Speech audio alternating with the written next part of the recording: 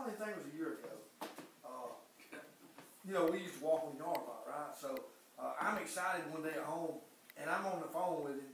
Mike down here, stop down in Pollock County, and I'm out in the yard, and I'm pacing. That's what he does when he wants Okay, you. I done got excited on the phone talking about the Lord, you know what I mean? And we get talking about Dave, and we bring it up about how, you know, ain't it amazing how he used to come out there and witness on the yard when we'd be walking, but excuse me, now here we are walking, and we're talking about him, and what a blessing it was that he done that. So, you know, because he kept, look, every day he throwed those seeds out there, bam, bam, bam. Every day he throwed those seeds out there, okay? And he throwed it on the ground, and then somebody came by and plowed it. Holy Ghost came by, plowed it up. This was the Lord's plan all along. That's right, and it's been important to know It was. that's right, that we didn't get saved the next week. No. It was a long time. We still went our rowdy ways, and it wasn't until just, you know. But it is all good, and that what it does is it encourages me that when I see people, because we do as humans. I mean, let's face it, we can look out in a crowd or even in the church, inside the building. We can look and we can say, well, that guy right there, he ain't gonna hear nothing I gotta say. This was the day I was released, April the 8th, 1996. Resurrection Monday is what they call that day. You can look it up on your calendars. You can Google it. Resurrection Monday. Now, were you saved before you ever went into prison?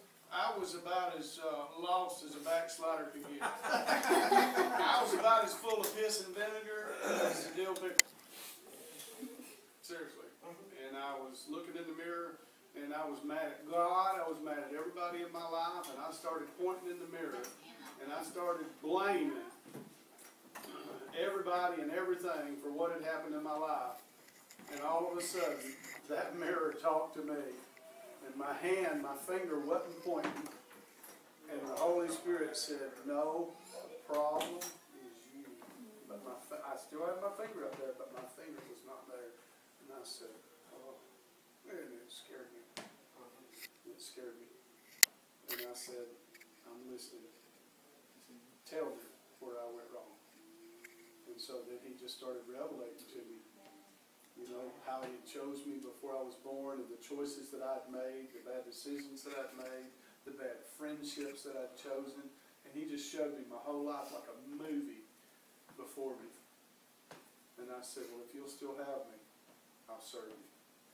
And he said, this will be a hard road. There'll be many that will make fun of you. They'll persecute you. Even after you're released, they'll say it was nothing but jailhouse religion. And so that was the uphill battle. And he shows you the end from the beginning. And he says, but I'll redeem your time, and I'll bless you above and beyond what you ever dreamed. And the last thing on my mind was a woman, but he told me to make a list of what I expected in a wife. And I put a lot of things down there.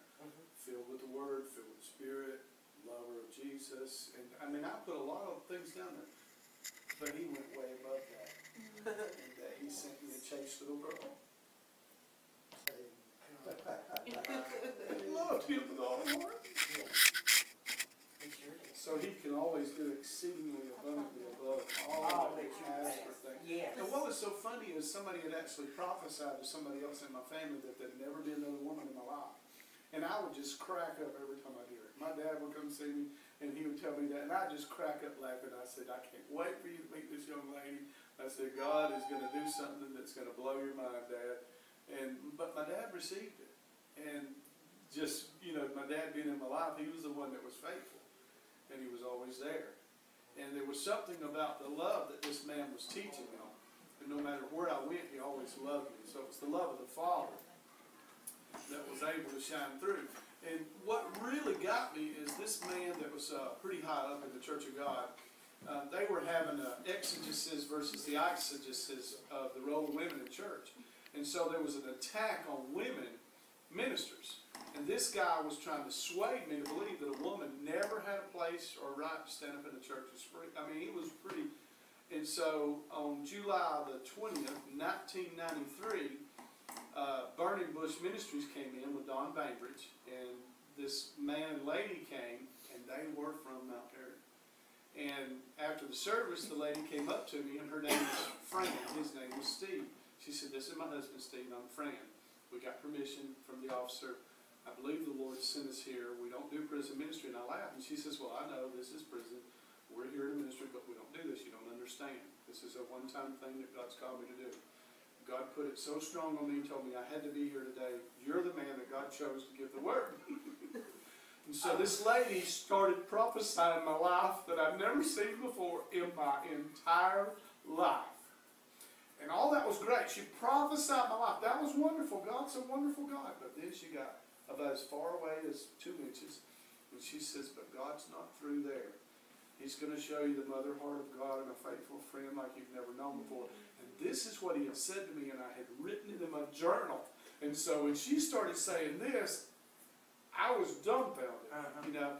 And then God said to me, "Do not seal the book on the roll of women in the church, and take not this man's word with what he's spoken against my servants, my daughters." And when God said that, I was like, wow. So right in the middle of somebody trying to skew me one way, the Holy Spirit shows up with a female to give me the ultimate word from God. And prophecy, when God gives you a word of prophecy, it's one thing, but when a lady speaks back exactly what you've written in your journal, now it gets your attention. Yes. And that was July 20th, 1993, I'm sorry. And Teresa was there on August the 7th, 1993 for my first visit.